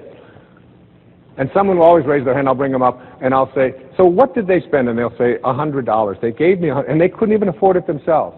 And I'll reach in my pocket, and I'll hand her the $100, and I'll say, could I extend to you this kindness back so that you can repay that person? And everyone, you can see teeth that you couldn't see for the previous hour. Everybody is smiling and laughing and happy and excited, and it cost me $100. You know how much antidepressant you'd have to take? That's $10,000 worth of pills, and you got to call your doctor. Do I need the purple one? I want to get some plans. I don't know if I want to get every act of kindness. Let me share with you a story. It's a story that I included in The Power of Intention. It's a story that I want to share here with you today. It is one of the most beautiful, and it's a true story as well. It goes like this. I call it the Shia story. In Brooklyn, New York, this is titled, Where is God's Perfection? In Brooklyn, New York, Chush, C-H-U-S-H, Chush is a school that caters to learning disabled children. Some children remain in Chush for their entire school career, while others can be mainstreamed into conventional schools. At a Chush fundraising event, a dinner, the father of a Chush child delivered a speech that would never be forgotten by all who attended. After extolling the school and its dedicated staff, he cried out, "Where is the perfection in my son Shia? Everything God does is done with perfection, but my child cannot remember facts and figures as other children do. Where is God's perfection here?" The audience was shocked by the question and pained by the father's anguish and stilled by the piercing query. "I believe," the father answered, "that when God brings a child like Shia into the world, the perfection that he seeks is in the way people react to this child." He then told the following story about his son Shia. One afternoon, Shia and his father walked past a park where some boys Shia knew were playing baseball. Shia asked his father, "Do you think they'll let me play?" Shia's father knew that his son was not at all athletic and that most boys wouldn't even want him on their team, but Shia's father understood that if his son was chosen to play, it would give him a sense of belonging. And as you know, Maslow's highest level of consciousness is on that pyramid is a feeling of belonging. And Shia never felt that way. Shia's father approached one of the boys on the field and asked if Shia could play. The boy looked around for some guidance from his teammates, and getting none, he took matters into his own hands, and he said, "Well, we're losing by 6 runs, and the game's in the 8th inning. I guess he can be on our team, and we'll try to put him up to bat in the 9th inning." Shia's father was ecstatic as Shia smiled broadly. Shia was told to put on a glove and go out to play in center field. In the bottom of the 8th inning, Shia's team scored a few runs, but they were still behind by 3. In the bottom of the 9th inning, Shia's team scored again, and now with 2 outs and the bases loaded, Shia was scheduled to be up with the potential winning run on base. Would the team actually let Shia bat at this juncture of the game and give away their chance to win? Surprisingly, Shia was given the bat. Everyone knew that it was all but impossible because Shia didn't even know how to hold a bat, let alone hit with it. However, as Shia stepped up to the plate, the pitcher moved in a few steps so he could lob the ball in softly so that Shia would at least be able to make contact with the ball. The first pitch came in, Shia swung clumsily and he missed. And then one of Shia's teammates came up out of the dugout, and together he and Shia held the bat and faced the opposing pitcher, waiting for the next pitch, the two of them. The pitcher again took in a few more steps toward Shia so he could toss the ball even more softly. And as the pitch came in, Shia and his teammate together swung the bat, and together they hit a slow ground ball to the pitcher. The pitcher picked up the soft grounder and could easily have thrown the ball to the first baseman. Shia would have been out, and that would have ended the game. But instead, the pitcher took the ball and threw it on a high arc to right field, far beyond the reach of the first baseman. Everyone started yelling, "Shia, Shia, run to first, run to first." Never in his life had Shia run to first. He scampered down the baseline, wide-eyed and startled. By the time he reached first base, the right fielder had the ball, and he could have thrown the ball to the second baseman, who would tag out Shia, who was still running. But the right fielder understood what the pitcher's intentions were. So he threw the ball high and far over the third baseman's head. Everyone yelled, "Run to second, Shia, run to second!" Shia ran toward second base as the runners ahead of him deliriously circled the bases toward home. As Shia reached second base, the up to him turned him in the direction of third base and shouted, "Run to third, Shia! Run to third!" As Shia rounded third, the boys from both teams ran behind him screaming, "Shia! Shia, run home! Run home!" Shia ran home, stepped on home plate, and all 18 boys lifted him on their shoulders and made him the hero as he had just hit a grand slam and won the game for his team. That day, said his father, now with soft tears rolling down his face, those 18 boys reached their level of God's perfection. Is that a beautiful story? Creativity, kindness, the first two faces of intention. The third face of intention is called simply love. My friend Leo Biscaglia, you remember Leo? Leo, who wrote a book about love and who did many things for public television. 2 days before he died, he wrote me a beautiful letter, and he said, "Wayne, just keep doing what you're doing. You're on the right path." And he said, "The sun is always shining behind the clouds. Stay connected." That was from my friend Leo Biscaglia, who I hardly knew, but he wrote about love, and he talked about it on PBS, many, many years ago, decades ago now. My intention, and I wrote a chapter on this, is called, "It is my intention to respect myself at all times." Your view of the world really depends upon how much you respect yourself. How much love do you have for yourself? When you trust in yourself, you're trusting in the same wisdom that created you. When you fail to trust in yourself, when you fail to love yourself, you are denying your own divinity and therefore attracting the exact opposite of what this source is.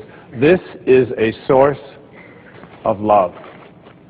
It is a source of great respect. It doesn't create anything that it doesn't have a loving feeling toward. If you don't have that feeling of love toward yourself, you can't extend it outward, for who can give away what they don't have for themselves? Who can do that? I've often used the metaphor of an orange. If you squeeze an orange, you get out of it orange juice. Why? It's an orange. That's what's inside. And when you squeeze you, someone puts pressure on you, says something about you that you don't like, and out of you comes anger and hatred and bitterness and tension and fear and anxiety and depression and worry and stress. It's not because of who did the squeezing. It's not because of the instrument they used or the timing. It has nothing to do with that. It has to do with what's inside. If you don't have love for yourself, you're not trusting in the wisdom that created you. And the idea of being able to respect yourself at all times, how do you go about doing this? You spend your life in a state of cooperation rather than competition. You see yourself as someone who is loved in action. It's one of the things that I have written on my return address when I write someone back. It says that it'll have my name and then the address, and it's above my name it says love in action. That's what you have to be, love in action. You suggest to yourself and you say these words to yourself: I am whole, I am perfect as I was created. I am whole and I am perfect as I was created. And I came from a source that not only determined the shape of my eye and the shape of my body and the color of my skin and my height, but I came from a source that had a great idea about who I should be as well. And you sense that. And that cannot be fulfilled, it cannot be actualized, it cannot be created if you are not in a state of love. Now, when are you not in a state of love? Whenever you judge another human being, you do not define them with your judgment. You define yourself as someone who needs to judge. If I call you stupid, that does not make you stupid. That makes me a person who has to put labels on other people. And as Søren Kierkegaard, the great Danish theologian, once said, once you label me, you negate me. Match game. Match game. Are my thoughts in harmony with that source from which I emanated? Because, folks, when they are, the right people will show up. And the right events will transpire. And everything that you need in what Carl Jung called synchronicity, that there is almost like what happens when you are in a state of love and not having resistance to that, there is like a collaboration with fate. So judging anybody else just says, I need to judge. It doesn't make them what they are. And all I can say to you, each and every one of you, about love and loving yourself is this, that true nobility is not about being better than anyone else. It's about being better than you used to be. It's about being better than you used to be. All I can say to you up here as I speak to you now at this age, that I'm not better than one person out there watching or one person here in this beautiful theater. But I know for certain that I'm better than I used to be in almost every, not in almost, in every single way that that can be measured. I know that. I know that as a human being, as a writer, as a father, as a grandfather, as whatever it is that I am in my life, I am better than I used to be. Be love. The fourth face of intention is the face of beauty. Here we have a source. Here we have a source that is ultimate truth. It is the source from which you emanated. It's invisible. It's formless. Particles themselves do not create more particles. You need this to create a particle. And here is one of the most beautiful quotes about beauty, written by one of the people who probably knows as much about beauty as anybody. His name was Michelangelo. I don't know if you've ever been to Florence and you've seen David. I mean, just to stand in the same room. I went there to just look at David. I had no idea that David was 18 feet tall. And that I stood there not for 20 minutes. My whole family went traveling all over Florence. I said, come back. I can't leave. I was mesmerized by the beauty. And I always loved what Michelangelo said when they asked him, how could, out of one piece of marble, how could you create something so beautiful? And he said, David was already in there. I just chipped away the excess. David is in you. Beauty is in you. And here's what he said about beauty. He said, every beauty which is seen here below, down here below, by persons of perception resembles more than anything else that celestial source from which we all come. Isn't that great? Every beauty that we see resembles more than anything else that source. We're talking about source, connecting to source, from which we all come. Do you see beauty? Do you see it more or less in your life? Can you find it in a homeless person urinating on the street? Can you find beauty in a cockroach? As you reach higher levels of consciousness, you begin to see, not only do you see beauty everywhere and in everything, you begin to recognize it as truth. One of my favorite quotes that I wrote about, years ago I wrote a book called Wisdom of the Ages. And it was a collection of 60 essays. We did a public television special on it, and many of you watched it and contributed to PBS from it.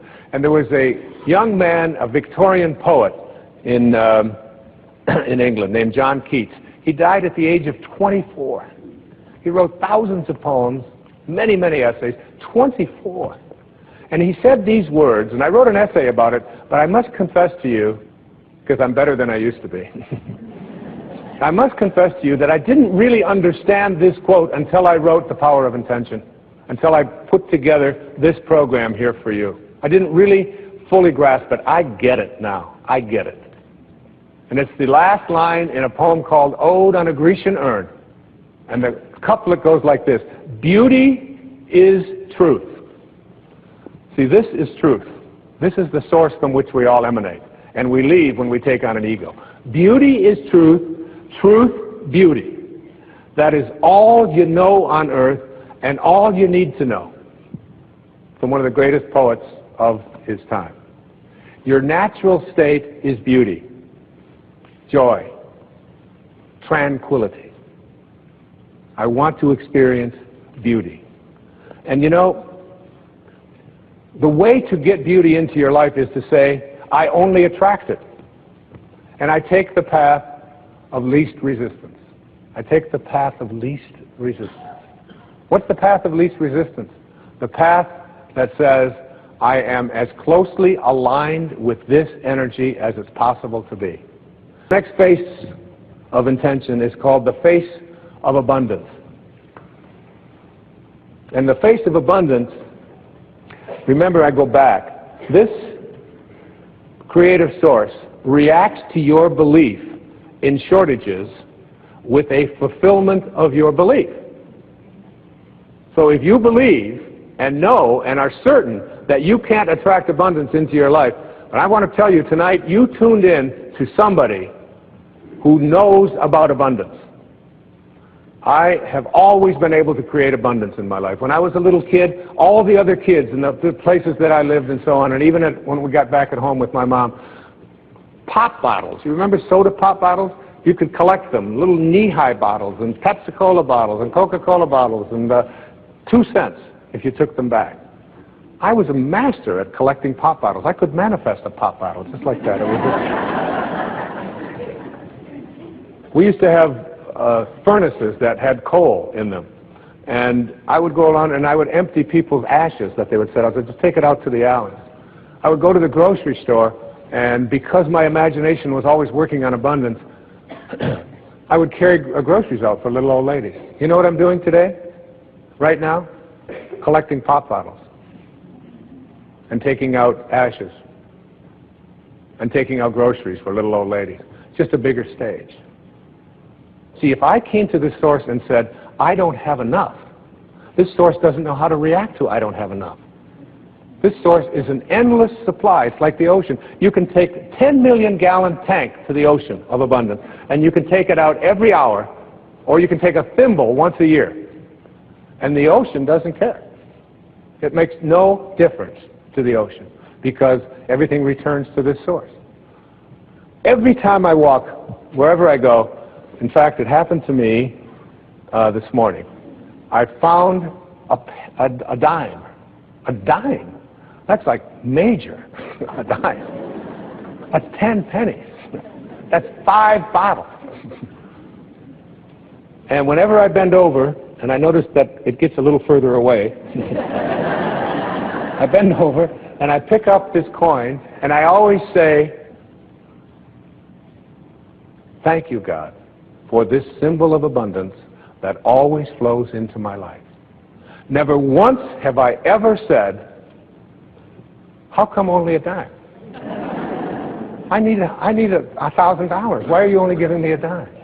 It reminds me of a wonderful story of a grandmother who was living in that consciousness, and she was walking along the beach, and she had her little grandson with her, and all of a sudden this huge wave came right out of the ocean, gobbled up, took the son, and he was gone, just disappeared. She got down on her knees, she prayed, oh my God, please send my grandson back. How could this be? This is the worst moment of my life. Please send my grandson back. And all of a sudden another wave came along and plop, there was her grandson, right there next to her feet. And she looked up and she said, he was wearing a hat.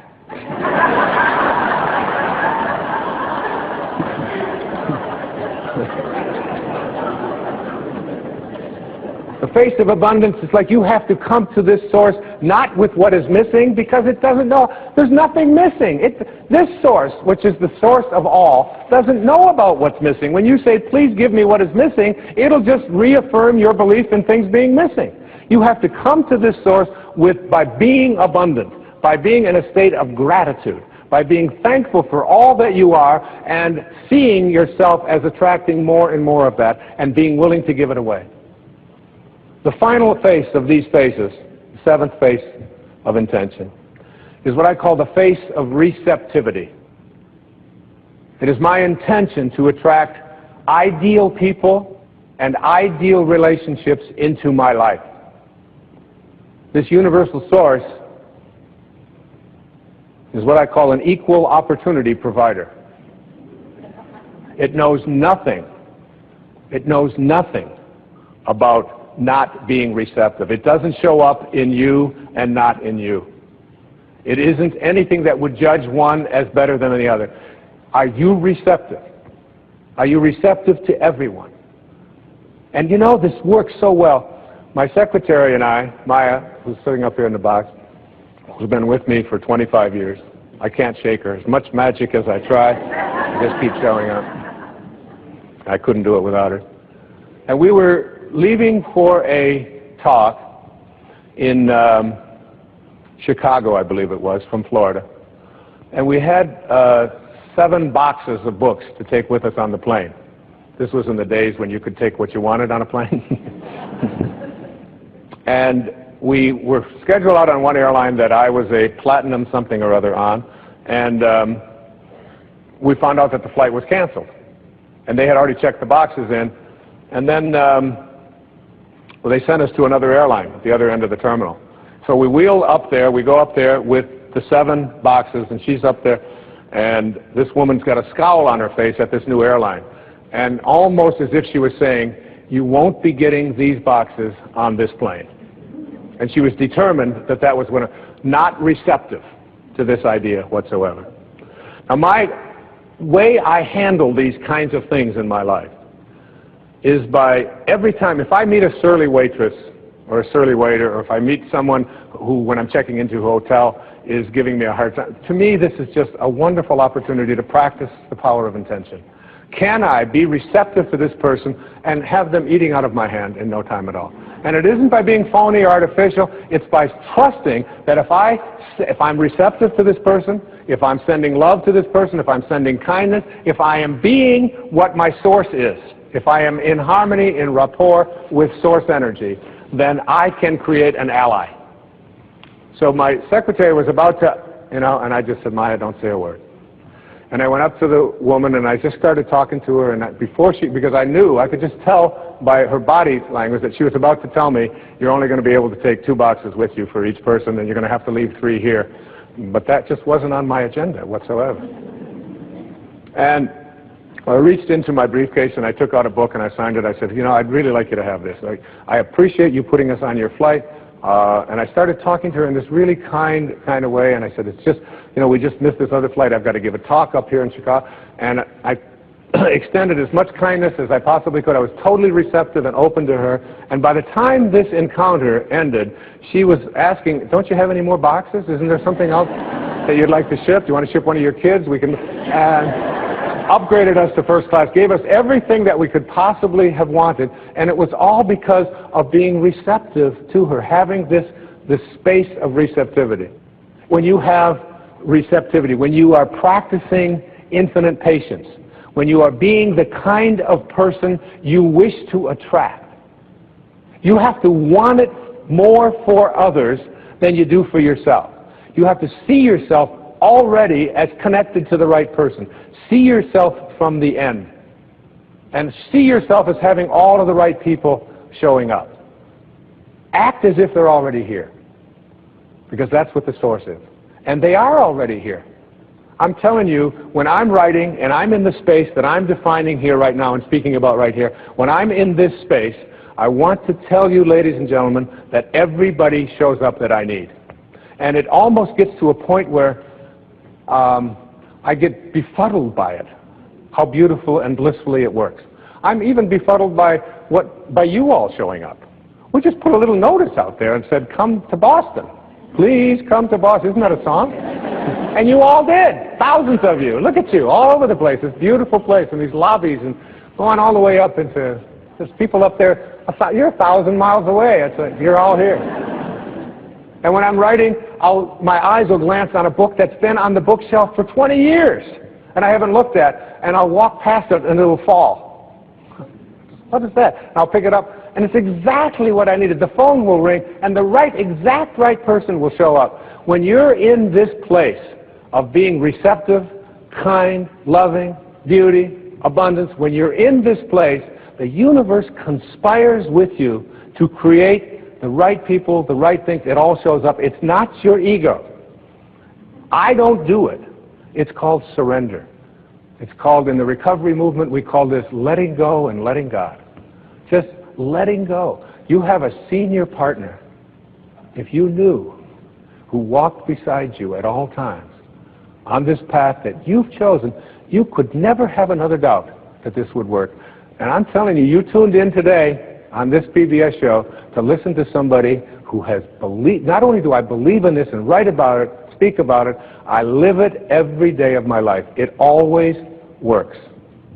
When I sat down to write this book, The Power of Intention, I had no idea what Chapter 2 was going to be when I wrote Chapter 1. I only had the quotes that I gave at the beginning of the show from Max Planck and Carlos Castaneda. That's all I had.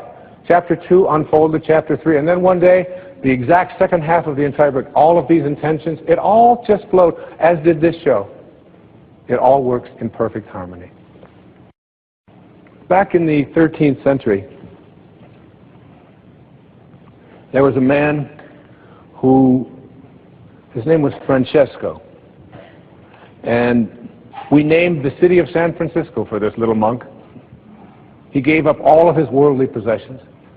And he provided us with a message. Remember earlier I said Einstein's observation that all of us, everybody else is concerned with details. All I want to do is learn to think like God. Do you see what he meant now? Can you see that?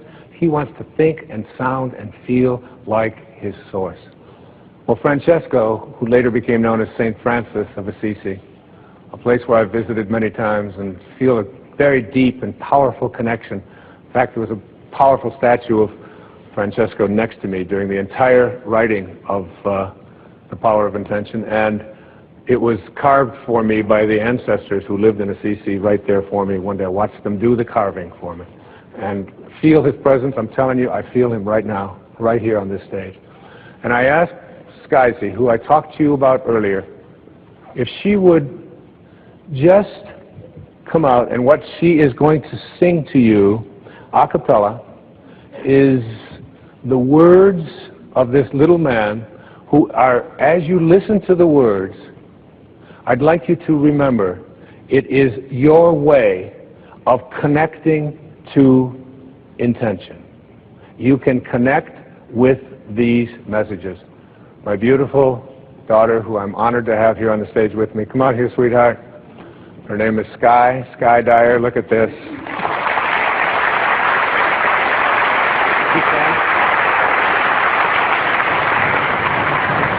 You're so beautiful.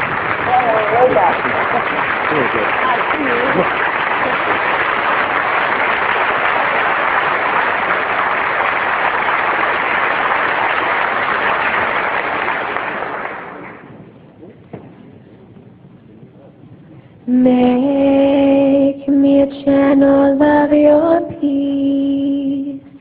Where there is hatred, let me bring your love. Where there is injury, your pardon, love. And where there's doubt, your faith in you. Make me a channel of your peace. Where there's despair in life, let me bring hope. Where there's darkness, only light. And where there's sadness, ever joy. Oh, Master, grant that I may never seek so much to be consoled as to console, to be understood as to understand, to be loved as to love with all my soul. Make me a channel of your peace. It is in pardoning that we are pardoned, love, in giving of ourselves that we receive, and in dying we are born to eternal life. Oh, Master, grant that I may never seek so much to be consoled as to console, to be understood as to understand, to be loved as to love with all my soul. Make me a channel of your peace. It is in pardoning that we are pardoned, love, in giving of ourselves that we receive, and in dying we are born to eternal life. Thank you.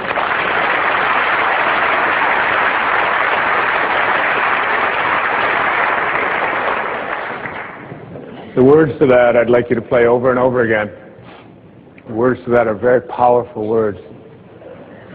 Make me a channel of your peace. Where there is hatred, let me bring love. Where there is injury, pardon. Where there is doubt, faith. Where there is despair, hope. Where there is sadness, joy. It's not a prayer. It's not a religious statement. It is a beautiful technology for teaching us to bring the presence of higher, spiritual, divine, organizing intelligence to the presence of every energy that is not of this source. Every energy of hatred, anger, fear, worry. And we need it in the world more than we've ever needed it before. I'd like to suggest to you that when you learn to connect to intention, as I've been discussing here in this program, that something will happen as you go out into the world. You will find that your presence will do things to other people, even without you being aware of it. When you are at this level, one of the things that happens is you begin to instill calmness. We convince others by our presence, said Walt Whitman. People will feel calmer when they're around you. You ever be in a group of people where you instantly know that when you're around them, it just feels good. You feel better about yourself just for having been in the room with them? That's what will happen. And there's also people who, when you're in the room with them, you want to run away because they bring very low energy. And people say to me, you know, other people are always bringing me down. I'm working with, if you knew what my family was like, if you lived with the people I live with, you wouldn't be saying these kind of things. And I'd say, low energy people can never bring you down. You have low energy because you hate people for hating you.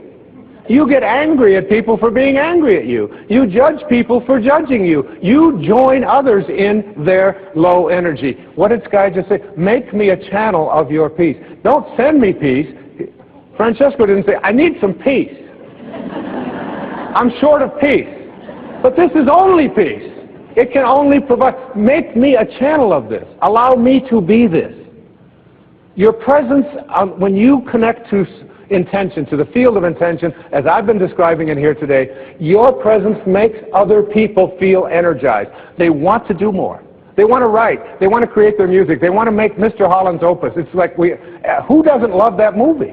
And it isn't because it was such a great movie, which I think it happens to be, but it was because everybody, every one of us has it in Rocky. How many people saw Rocky? Remember Rocky by Sylvester Stallone? And you walk out of there, and you might despise boxing, but you go, there's a Rocky in me. We all feel, you walk out of there, you just feel like, it's like your presence makes others feel connected and uplifted. Your presence makes other people feel purposeful. It inspires them to greatness. And there's also an impact that you have on the consciousness of all of humanity. In Power versus Force, again, Hawkins speaks about what happens to us. What happens to us when here we have in this room probably 1,000 or more people in this beautiful, majestic theater in Boston. Just by your being here, just by watching this program and taking on some of these ideas, you change the energy of the entire planet. Everything is connected to everything else. The Native Americans used to say, no tree has branches so foolish as to fight among themselves. We're all branches on a tree called humanity. What I'd like to do is just do a quick summary now of what I call the Dyer dozen. And this is the 12 points that I have been speaking about and talking about here in this entire program. There are 12 of them. I'm just going to spend a moment or two on each of them. If you want to jot these down while you're watching, I would encourage you to keep track of these 12 ideas, the Dyer dozen, for connecting to intention. 1, want more for others than you want for yourself. Want more for others. Whatever it is that you perceive to be missing, whatever health problems that you may have, whatever addictions you're struggling with, whatever lack of love that you have in your life, whatever lack of peace that you have with your aunts and your uncles or your parents or your in-laws, want the peace that you seek for yourself more for them. Want it more for them. That is how we create this level of consciousness. Secondly, think from the end. Begin to see yourself surrounded by the people and the events and the things that you would like to have only see yourself. You're having a problem with an addiction, see yourself as addiction-free. See yourself, if there's a car that you want. My son was perfect at this, Sam. I mean, he's just so good at this. Because there's a certain car that he wanted. It's yellow. And he didn't just bug me about it every day, which they all do. And all kids will do that. But he saw himself. He got a picture of it. He put it on his computer. It's the background of his computer, this yellow whatever it is. All right? I call it the school bus.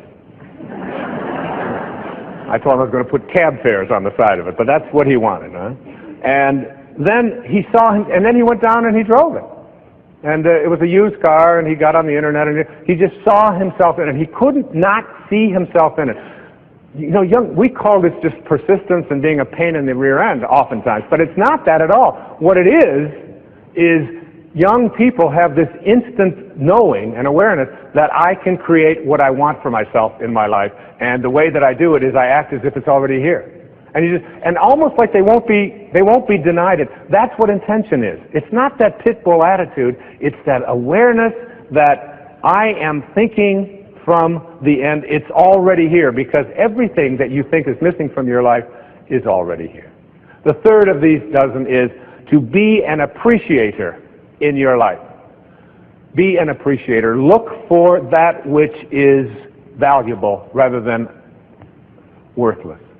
Look, you go out and you buy a house, and 10 years later we say it appreciates in value. What does that mean? What does it mean that a house rather appreciates? It is more what? Valuable. It's more same thing with you. If you're an appreciator, you have more value. Now you buy a car, you drive it off of the lot, and they say, well, it just depreciated by 20%. What does that mean? It is not as valuable as it was before. When you depreciate, you take your value away. When you appreciate, you make yourself valuable. What could be more valuable than being connected to Source? 4, stay in rapport with Source energy.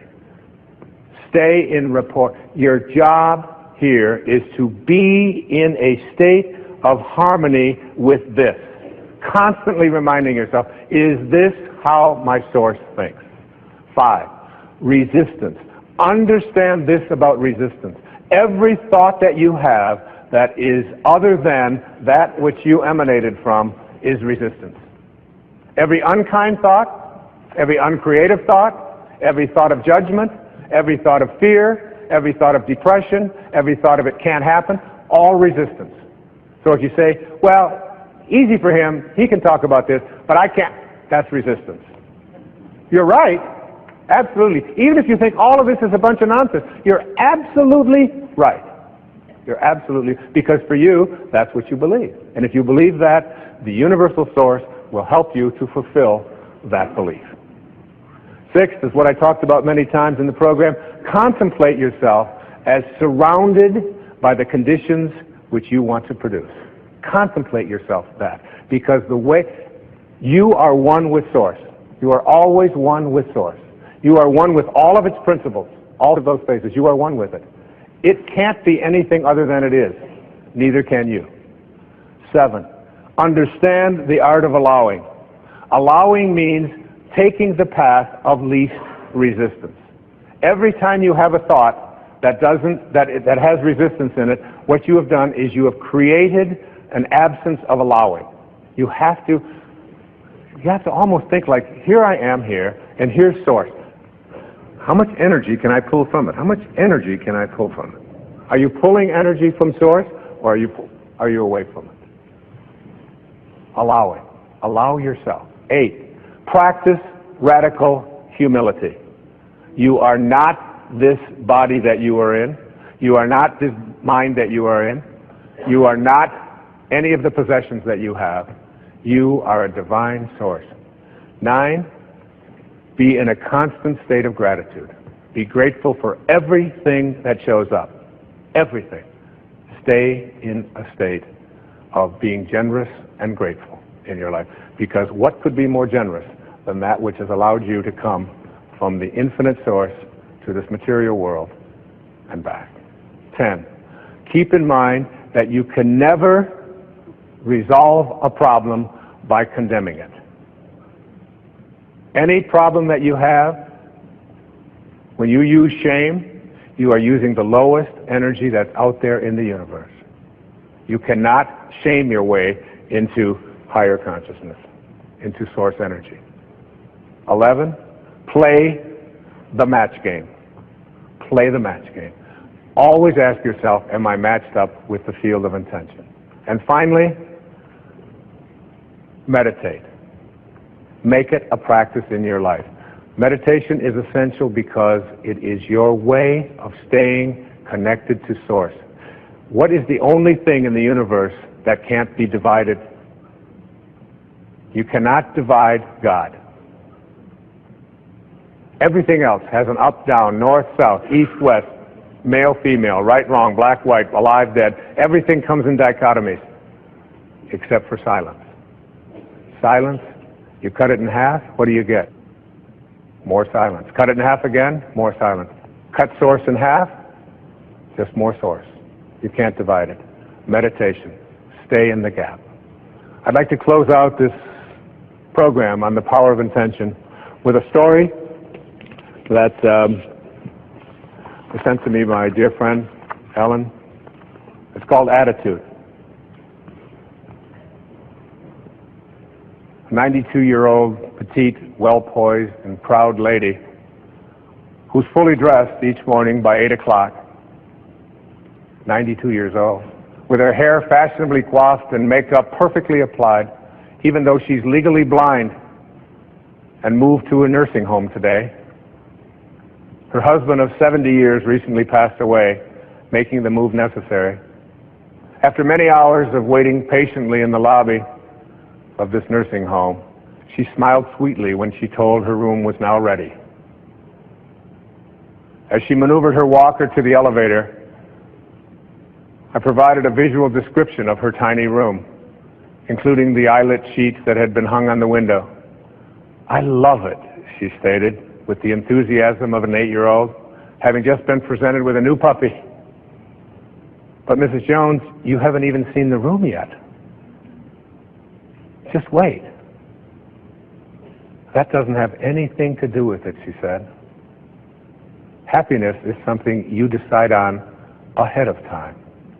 Whether I like my room or not doesn't depend on how the furniture is arranged. It's how I arrange my mind." When you change the way you look at things, even if you're legally blind, the things you look at change. God bless you, and thank you.